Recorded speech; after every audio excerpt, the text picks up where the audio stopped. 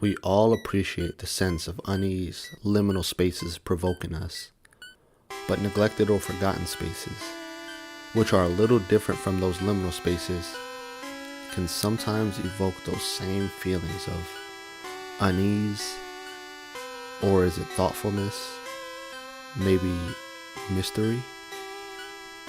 In Generation 1, before we knew of Johto or Hoenn or any other region that existed in the world of Pokemon, we had 10 settlements to explore throughout Kanto. And the first one with a gym that you could challenge was Brock's rock-based gym in Pewter City.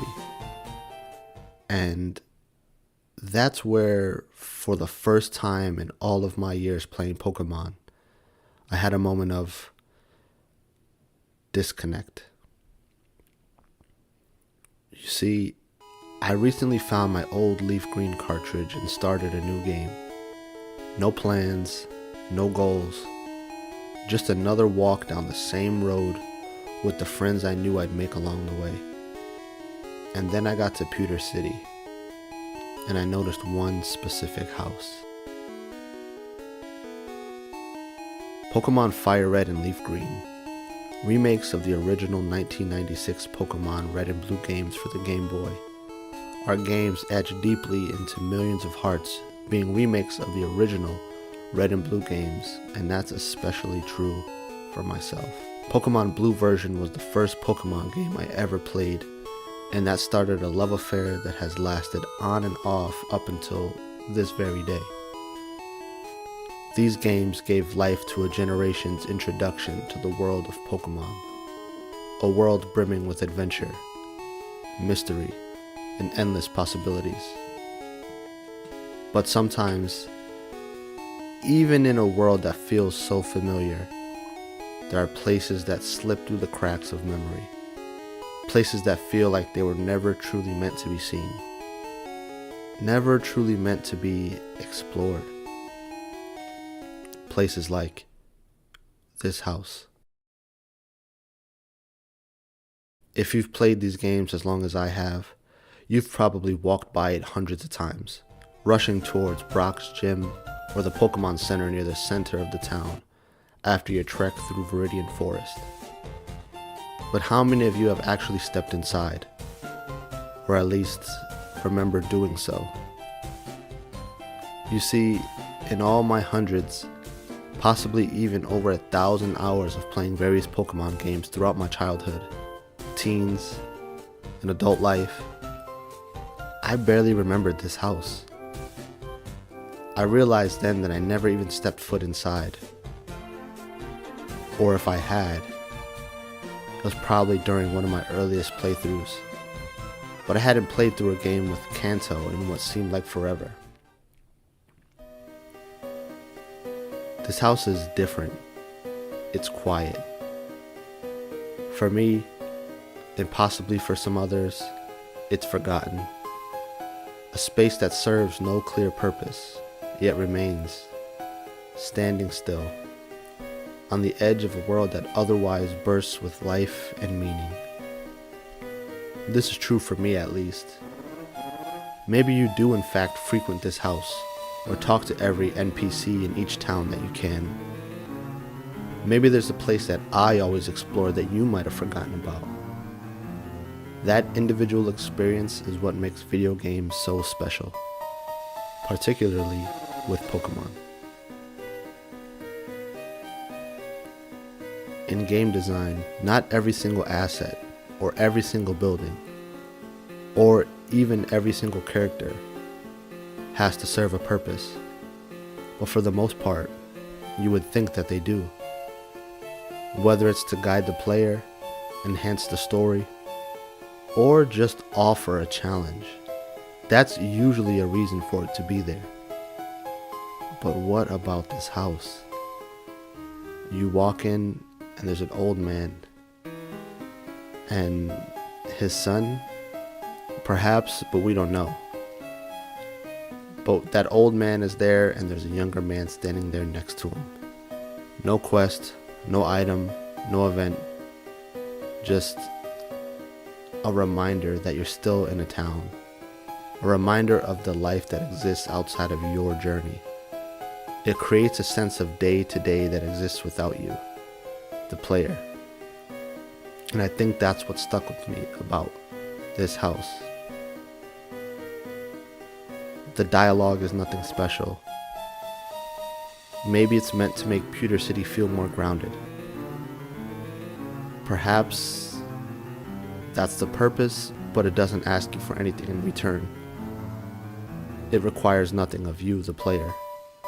There's no quest, no agenda, just a simple tip. Nothing to advance the game. And so, most players might easily pass it by, never really paying attention to this space. It becomes forgotten, a neglected corner in an otherwise vibrant world. Pokemon isn't the only game that holds these forgotten or overlooked spaces.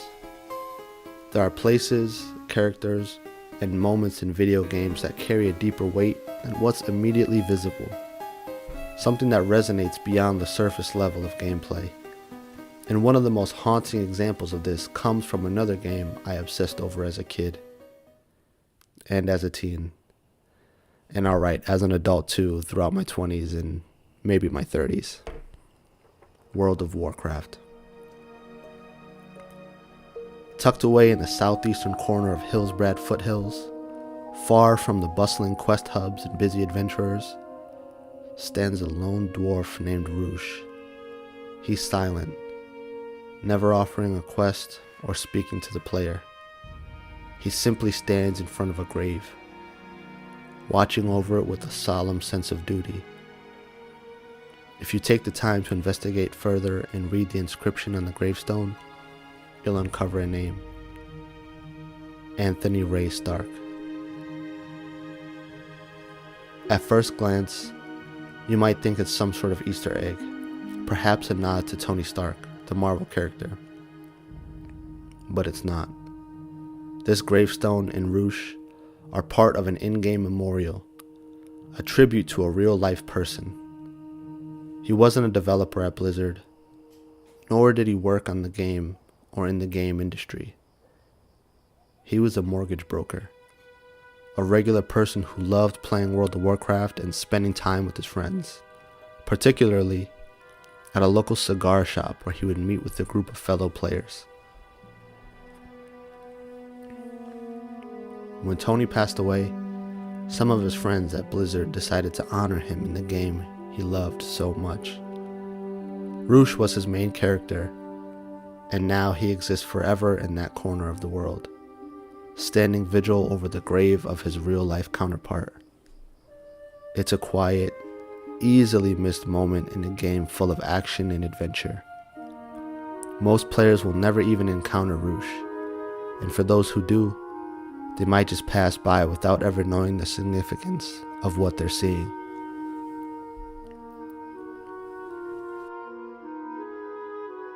There's something deeply melancholic about this, knowing that Roosh remains there, unchanging as the world around him moves on. He's both present and absent at the same time, a memorial to someone who is no longer with us, yet whose presence is etched into the World of Warcraft forever. In a way, Roosh exists outside of the player's story, beyond quests or experience points. He's a permanent part of the landscape, standing silently as time goes on.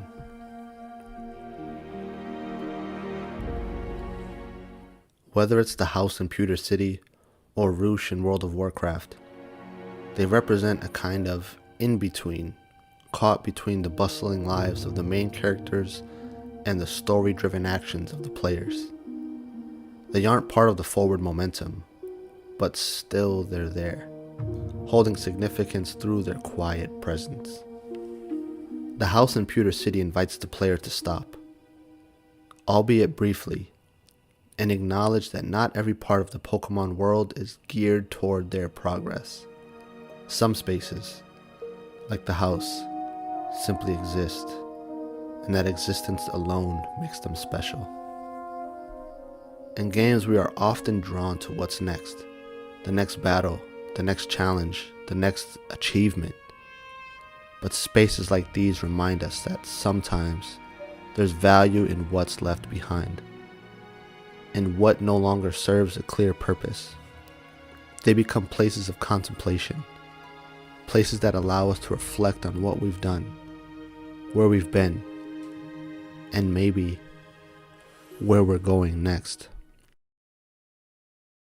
So next time you walk through Pewter City, maybe stop by this house. Step inside, talk to the NPCs, and maybe in this quiet, neglected corner of Kanto, you'll feel something you didn't expect.